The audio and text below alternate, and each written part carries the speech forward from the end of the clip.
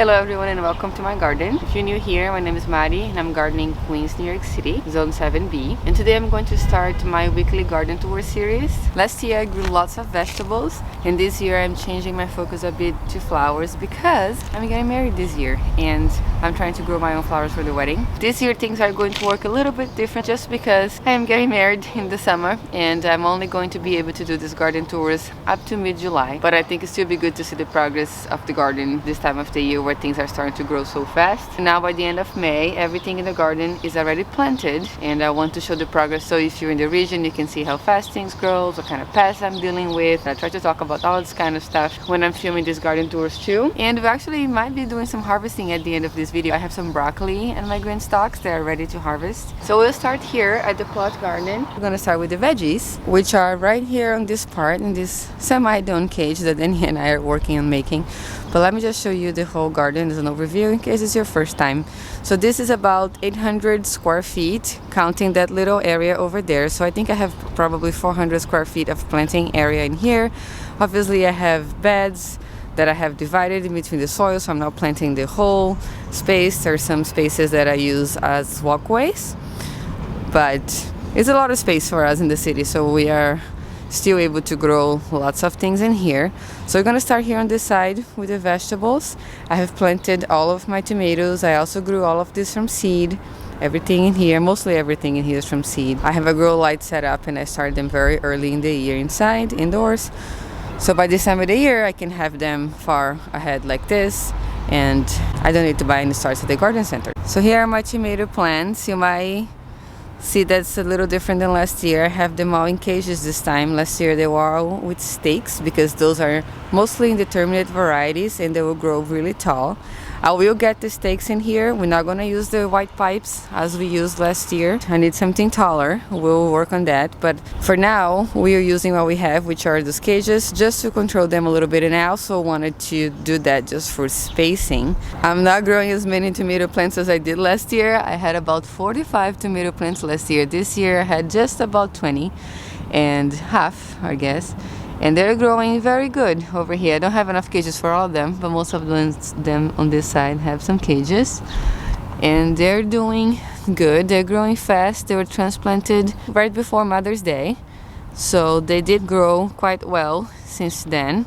That one back there is looking really nice. I haven't pruned or done anything to them yet. Before I planted, I did prune the lower leaves, but some of them are gonna just see growing faster than others, as always happens depending on the variety. And in between those tomato plants, that's lots of weeds I have to come in with the plot, but also there's some basil plants.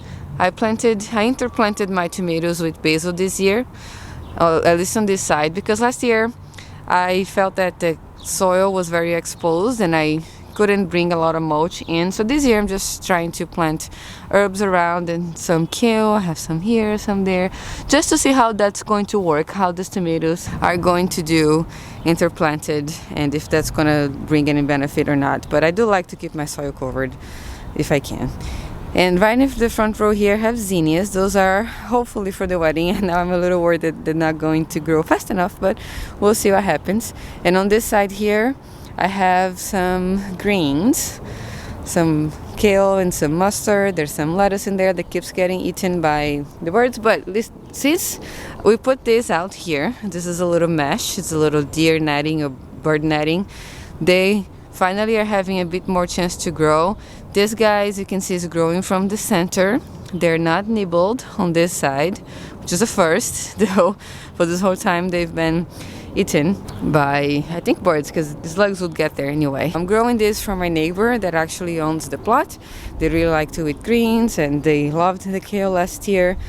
So I have this beautiful kale plant here for them. They said they'll harvest this week, so I wanted to film this before this get harvested. And then there's also this nice mustard. Hopefully they'll get some lettuce. And there's more kale that I had left over from my seedling sale and I planted over here on the side. Hopefully they will grow just as nice as the ones in the back. I have lots more greens too in my backyard, and those are for me, and I do share those. And here on this side I have a volunteer bean. This was from last year that just came up here, and I'm gonna let it be. I was not gonna plant a lot of beans this year, but you know, when they just come out and those looking nice and healthy and strong like this, I'm gonna let it be. I don't know the variety because I had many varieties of pole beans last year, but I might put a teepee or something in here, give them some kind of trellis so have a chance to grow. Also, if you're curious about the kinds of tomatoes I am growing here, I have a video where I started all the seeds. I'll make sure to link it down below so you can watch and see what I'm growing. I have one of each variety basically from the ones that I grew there. I grew some extra for the seedling sale, but the ones planted here, I have mostly one of each, and the ones that I like the most, I have two. Once they get a little bigger, I will go in more detail about that. But going back here, I have some sunflowers in the back there. They're planted fairly close because I want to cut them for the wedding. As I say, the wedding is in mid-July, so it's fast approaching. We'll see if I'll be able to have some flowers by then or not, some sunflowers. And I planted some other ones in here because I had some other space in this bed with my zinnias. This was originally going to be all, not zinnias, I'm so sorry, for dahlias. This was originally going to be all dahlias, but some of my tubers didn't come looking very good, so I decided to put sunflowers in here. This is a pro-cut variety, so it should mature in 50 to 60 days. So that will be a very, very fast growing crop, and after that it only gives one flower. After that I'm gonna cut it and leave it a space here for these dahlias to grow and flourish. Those here are planted directly on the ground by tubers. You can see that some of them are just starting to sprout. Over there, over here. This guy, overachiever, sprouted right away and is looking really nice. What variety is this, so we know? This is peaches and cream. Oh, it's supposed to be an early variety. These dahlias here won't be ready for the wedding. They probably will be flowering by the time we come back from Brazil in mid-August. Just a little disclaimer here if you're new. I am filming this really early, but I am in New York City and there's a lot of noise here at any time that you come out to film, so I'm just going to apologize for the city noise here. I've been doing this for 3 years now, and I'm gonna tell you, there is no perfect timing to come out here and film. I have tried. That was some sort of truck or something. So loud. That's the city. That's New York City. I try my best to stop the videos when I hear something and then start again when there's no noise, but I also have to admit that because I've been living here for a while, sometimes I don't hear it, and only when I'm editing I notice. So apologize in advance. Now let's keep going with the tour. Okay, back to this bed here. Right in front of these trellis I have tomato plants. They are planted a little bit closer together, but they're maybe 12 inches apart, which is not too bad. It's like, I guess, the square foot method, but they are cherry tomatoes, and I'm planning to try to attach them to this trellis and give them, hopefully they will grow and cover this year. Last year I had squash growing on that trellis over there and it got wild and everywhere. I'm not growing squash this year, but I still like to have some things going on this trellis over here. So these ones are going to have tomatoes, and once I harvest those poppies over there, I'll try to put some beans when we come back from Brazil, so that's gonna be a little later. With the tomatoes here, I also have some flowers. There are some calendulas that I have to that head. You see, when they're starting to look like this, they have lived their life. They start like this, open a little bit, then they go fully open, and they will start setting seed. If you wanted to save seed from this, you would let this head die, go a lot farther, turn brown, and then this little green swollen things here are the seeds that you would save to plant again next year. I'm not gonna save seeds from this at this time because I still want this to bloom for a while. I really like having calendula in the garden, so I'm gonna go ahead and then head this, take this out. I usually like to do this with a clipper, but I'm taking this one out, and I was actually harvesting this pretty low because I wanted to produce a lot more flowers to see if we can use some of this for the wedding. This variety is called Bronze Beauty from Floret, and I really like the coloring with the cream in the front and then the nice peach-ish red orange at the ends in the back. So here just have pansies, just because I like to have them, and they're super cold hardy and they bloom really early. I usually harvest the pansies on my backyard to eat. I'm not doing that for those. These ones are gonna stay here just for the pollinators. Let's move on to this bed. Here in the front I have poppies that I was not expecting to do anything, and they're getting huge. These are some peony poppies. I have a cream variety and a black variety. Now I didn't label this and I don't know which one is which, but one side's going to be a black peony poppy, the other one's going to be a cream peony poppy. It might be either here or there. We'll see with the tours. We'll find out with time.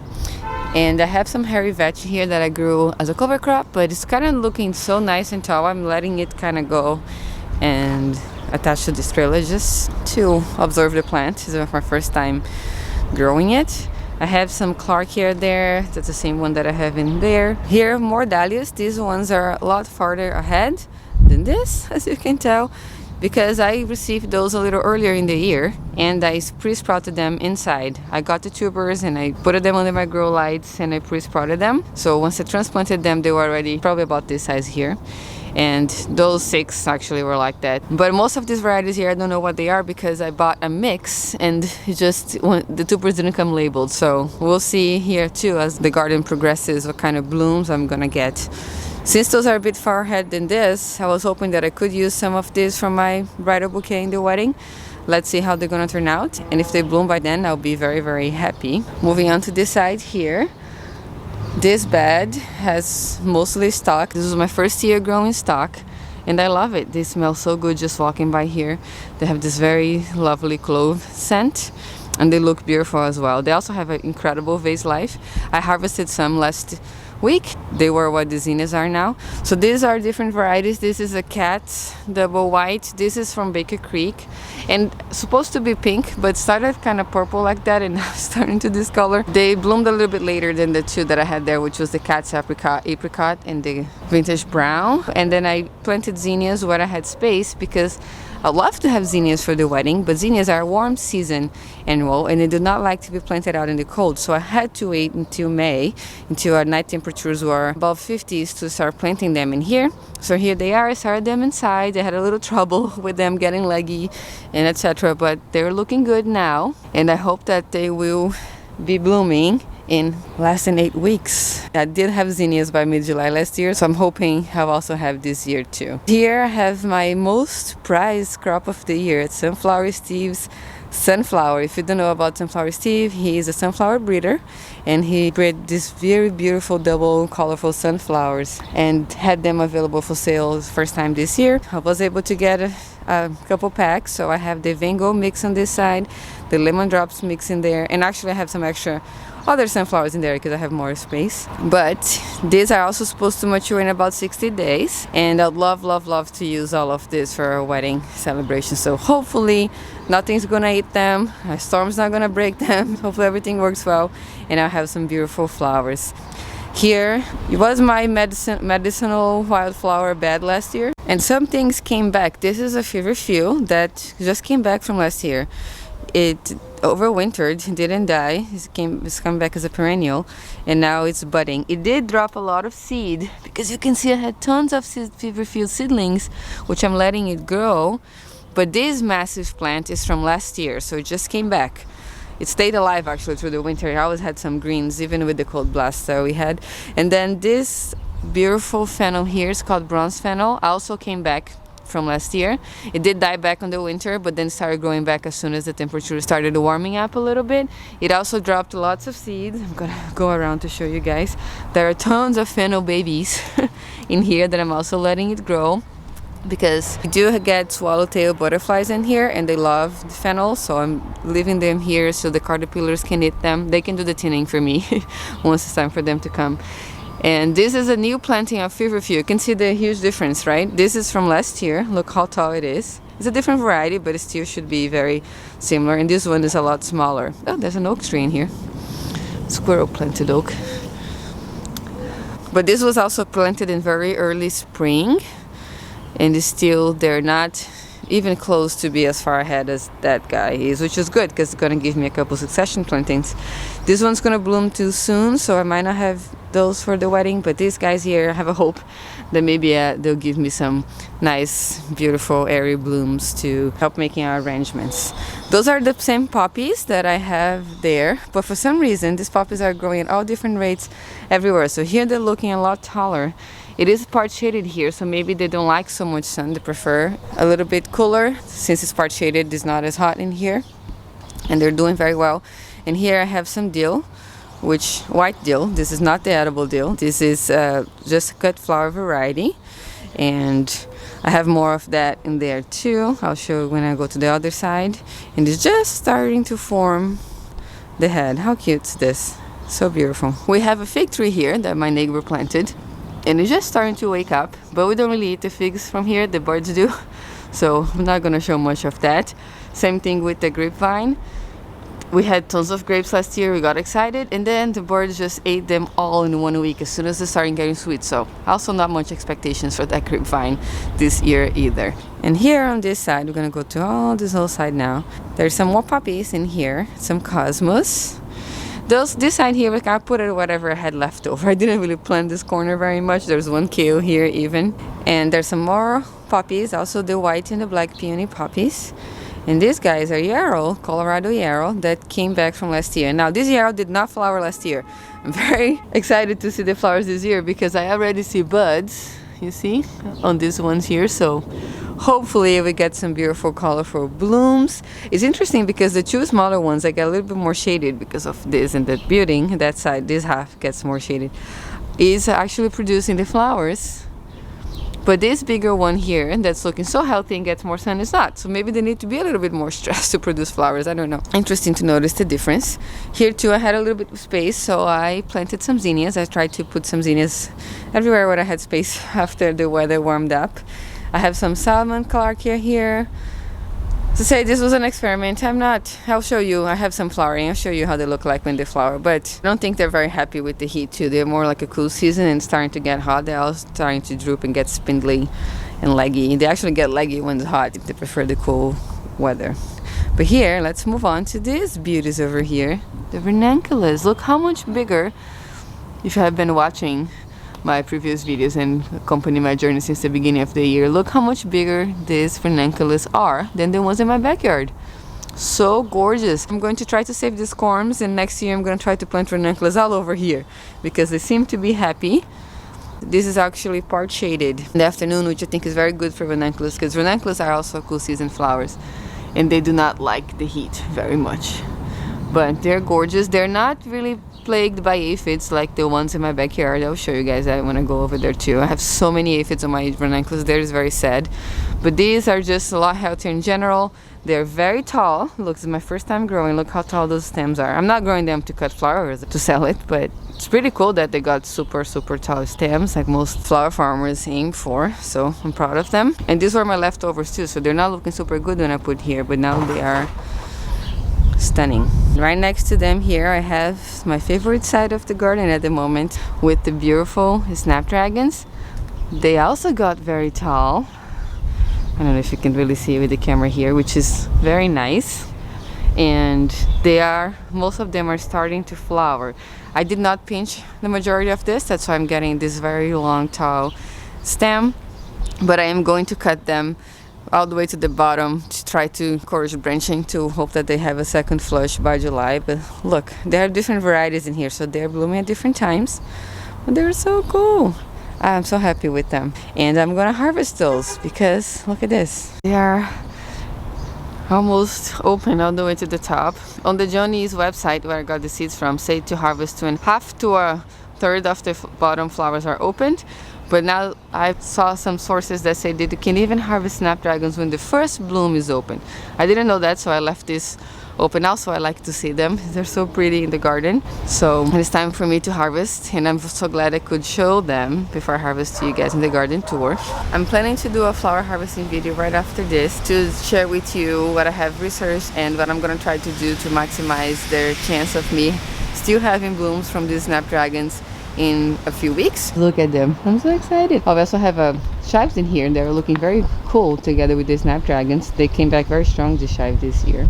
And we have this straw flower that I'm also going to harvest hard in the same manner that I'm going to harvest this, and it's going to be reserved for another video. These straw flowers, I do want to have them for the wedding. I love this apricot dusty pink color. This one's a little bit more yellow, but they are from the same mix, and they differ slightly on the coloring, which I love because that's going to add a lot more interest for the decoration. So the first flush is ready to be harvested, and those dry very well. So worst comes to worst, I'm going to have some dark flowers to stick in the bouquets in there to try to bulk it up if I can't get so many fresh flowers by the date of the wedding. But I'm going to start harvesting them and drying them to have as a safety net. They dry exactly true to color. Those are papery blooms, you can hear over here, and they do not change. They open a little bit more than the stage when you harvest. I try to take the whole leaves out, just leave the stem and the bloom's going to look exactly the same, which is pretty amazing for dried flowers. I'm moving on to this side here. I have more straw flower in there. That one's white and it's just starting to bud, as you can see there, but it's not ready or open. In this bed here, I have some rudbeckia and some calendula. This calendula, it's absolutely stunning. This is an orange button calendula, and look how big this is in my hand. This one particularly is so big. I have another plant from the same seed pack, and this one is the most double and the biggest bloom of all of them. I am definitely gonna try to save seeds from this one a little bit later in the season. But look at how gorgeous it is. Orange is my favorite color, so I love myself some orange blooms, and I'm very happy with that one over there. And back here we got the rudbeckias that I also planted super early in the season. Rudbeckias are native and they're very good for native pollinators, so I'm excited to have them flowering here. This year I have 3 varieties in here. I have the Sahara rudbeckia, the Cherokee Sunset, and the Double Daisy rudbeckia. Hopefully all of them are going to bloom before I go to Brazil this summer. They are a bit of a late bloomer, so it was a gamble for me to plant them in here, but I'm hopeful that I might have a couple blooms. The ones in my backyard are looking a lot bigger, and I'll show you guys that too. Right here in the front I have some more stock. This is a spraying variety, so this is supposed to keep producing after you cut the first bloom. Most of the stocks that I have there, at least the white and the ones I had in the middle, there are 1 cut only, and that's why I cut them and planted the zinnias. But these ones over here are supposed to produce more. They do not like the heat very much, but I'm just out of curiosity, I want to see how long those are going to last. I have some more snapdragons in here. That's a borage that came back from last year. And on this bed, it's kind of a mess in here, but I kind of put these things that I had left over. But I had some more poppies there, poppies there. I was not thinking those poppies are gonna do well, and I was thinking I was planning to take them out and plant something else, but now I feel bad because they're looking so lush, and I'm curious to see when they're going to bloom. And I have some more of the dill, the white dill that I mentioned earlier. And here, oops, see if the camera focuses. They are also about to bloom. This looks like to be a little bit farther ahead with the more separated flowers. I'm so excited to see them. I've seen pictures online and it looks so beautiful. And I have some scabiosa in here, some other snapdragons that I had left over. And here in this bed I planted more zinnias because I'm really hopeful that I can cut some for the wedding. On this bed, which is new, it was a little compost pile. I just put some ready compost from our big pile in here this year and planted some stuff over. And check this out, look how gorgeous and huge is this cosmos. I've never seen a cosmos this big ever. I think it's because of the compost, I'm not sure, but whoa. Like, one more time for reference, this thing is the size of my hands. Is a cosmos. How insane is this? The one in here is more like the size that ones I have in my backyard, but this guy, look at this, it's incredible. I'm not sure if I want to cut this or just kind of let it be in here. I did cut this one last time in the harvesting stock video, if you guys remember, and then some blooms have already opened since then, and there's a lot more buttons, which is good. Back there I have some echinacea, and I plan to maybe throw some more of native flower seeds back there. I have some dahlias that I grew from seed here, and I am curious to see what's gonna happen. This is the apricota cosmos. Very pretty. This one's a little dirty, got damaged with something. But look at this. This one's brand new. Probably is a good cutting stage. Look at that before anything damages or do anything. The color is incredible how sort of changes. This one has bugs in it too. I'm having a lot of bug problems in this garden. I'll talk to you guys more about that when I go to the backyard. But here I also have a potato that it's volunteer from last year, probably from the compost, but I'm letting it be there. Look at this beautiful morning light now. So happy with the way the plot's turning out this year, and that I have super early flowers. I cannot tell you how much that helps my mental health and how happy I have been just to walk in here and see all these colorful blooms. My neighbors love it too. Everybody that passes by here says, oh my god, the garden's so beautiful this year. So I'm glad I can also bring them some cheerfulness in their morning or afternoon when they're passing by here, going to or coming from work. So that's it. Now we're going to head to the backyard and see how things are looking over there. Oh, I forgot to show you the salmon clarkia, which I was talking about a little bit earlier in the video. This is the same as that one over there, but these guys are already flowering. I planted them in buckets, and they were in my backyard, which I get more sun there, and they're all flowering already. But so this is how the flowers actually look like on them. They're nice and beautiful, but they're so tall, it seems to be a little bit hard for me to arrange. But I'll try to cut some actually today too, and see how they do. I never cut them before, it'll be the first time. And we'll see if they will regrow or what's gonna happen, because I haven't read much about them yet. Hey guys, Editing Mari here. As I'm editing this video, I have made a decision to cut it into 2 parts because it is already 25 minutes long, and the second part of the video, the backyard, it's also quite long as well. So I am going to do a part 1 and part 2. The part 1 is going to be with the plot garden, and then the part 2 is going to be with the backyard. Thank you so much for watching today, and I'll see you next time.